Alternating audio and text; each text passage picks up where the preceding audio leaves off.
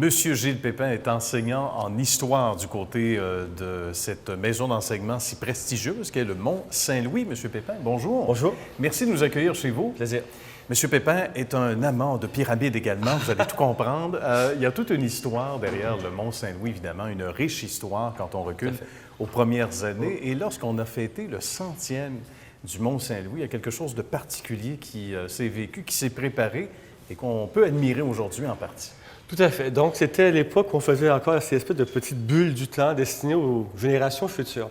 Mes collègues de Daniel, Michel et Michel en deuxième secondaire ont proposé aux élèves ce projet de laisser des témoignages pour leurs successeurs au collège 50 ans plus tard. Donc, et depuis 25 ans, dans une boîte de métal scellée sous cette pyramide, il y a une foule de témoignages de toutes sortes qui attendent les générations futures. Bien, et ça, il fallait y penser, c'est une belle idée. Et vous, vous connaissez, vous êtes un peu dans les secrets des yeux. J'étais dans leur bureau, donc j'ai vu un peu ce qu'on y a mis. D'accord. Je sais que ça va être parfois un peu intéressant. Pour les grandes personnes, il y a des substances alcoolisées, sympathiques. Est-ce qu'elles sont encore idéales? Est-ce que ça pourrait être un bon vin? Ça peut être un bon vin, mais les conditions de conservation ici, tant qu'elles sont, j'ai des réserves. Enfin, on verra. Il y a des travaux, des témoignages, des lettres, des cartes postales, des cassettes audio. Tout est en relatif à l'époque aussi. Voilà, des VHS. Donc, c'est un peu plus compliqué, des disquettes pour les ordinateurs. Donc, il faudrait avoir des appareils pour lire tout ça. Dans 25 ans, il faut qu'on garde ça dans les archives du collège. C'est vraiment fascinant. Parlez-nous de votre... évidemment, ça fait quand même plusieurs années que vous enseignez. Oui.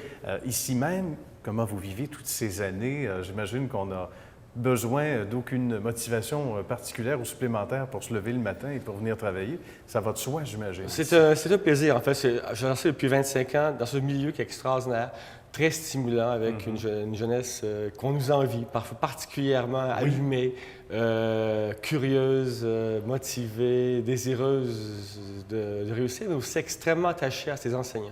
Donc, le discours qu'on reçoit, les félicitations qu'on reçoit de nos élèves, les approches qu'ils ont extraordinaires avec nous. Ils viennent nous voir après les cours, ils nous croisent dans la rue, ils viennent nous saluer, ils nous parlent de nos cours. C'est absolument génial. Bien, ici. Témoignage touchant au quotidien. Ça fait plaisir. Bien, Monsieur Pépin, merci. Bonne continuité. Puis merci. On a envie de se donner rendez-vous en 2039, c'est bien 2039, je serai là. Pour l'ouverture de la pyramide au Mont-Saint-Louis. Merci infiniment. Merci. Elle est directrice des services éducatifs du côté du Collège Mont-Saint-Louis. Anne Gagnon, qui est notre invitée. Bonjour. Bonjour. Vous êtes d'abord une ancienne étudiante, entre autres choses, du Collège Mont-Saint-Louis. Je suis une ancienne étudiante. J'ai terminé en 74. D'accord.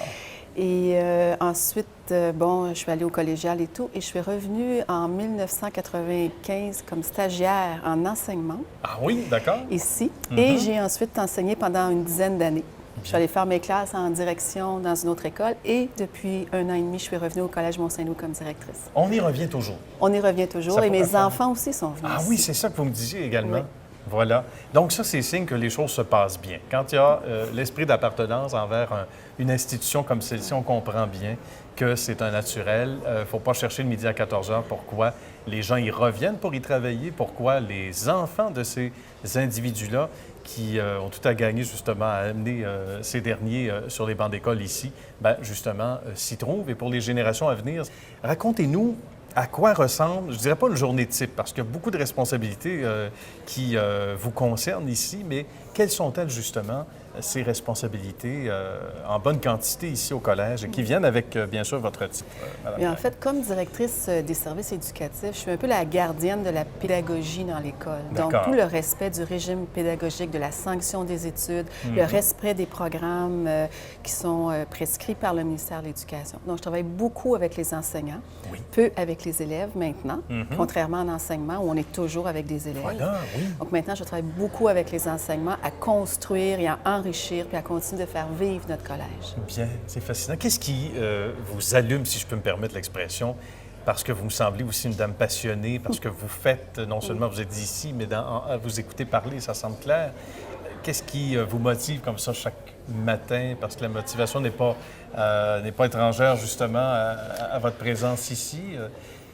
Je vous dirais que je suis quelqu'un qui est bien dans une école. Oui. Je crois à l'élève. On est tous là pour eux. C'est-à-dire qu'on travaille en premier pour les élèves. Ouais. Et de travailler avec les enseignants, puis d'essayer de construire autour de ça, c'est tout à fait passionnant. Donc, et c'est de croire aussi et de vouloir améliorer notre sort au collège, d'avoir l'impression que tu fais partie dans les décisions, dans les actions, que tu fais partie de quelque chose qui va faire en sorte que ça va s'améliorer, que ça va continuer aussi. Parce qu'il y a une tradition ici, c'est notre 125e, donc il y a une tradition. Alors, c'est sûr que pour être passionné et le matin avoir le bonheur de venir travailler, mais il faut aussi que tu crois et que tu aimes ton collège. Et que l'on se sait faire partie de la réussite du succès, parce qu'on ne s'assoit pas sur 125 ans d'histoire magnifique. Il faut y travailler au quotidien. Ça se bâtit. Ça se bâtit au quotidien. Il ne faut jamais penser que c'est gagné. Il faut toujours agir comme si ce n'était pas gagné. C'est la clé, je pense, de la créativité. Avoir une petite peur, ça nous rend créatifs. Ça ne nous arrête pas, ça nous rend créatifs et ça nous donne le goût d'aller plus loin. Bien. Ça doit vous rendre fiers de voir ces étudiants que vous avez vus à travers ces années, vos propres enfants également. Votre parcours, quand vous regardez ce que vous avez fait, c'est loin d'être terminé heureusement, mais toutes ces années, tous ces gens qui gravitent autour de vous?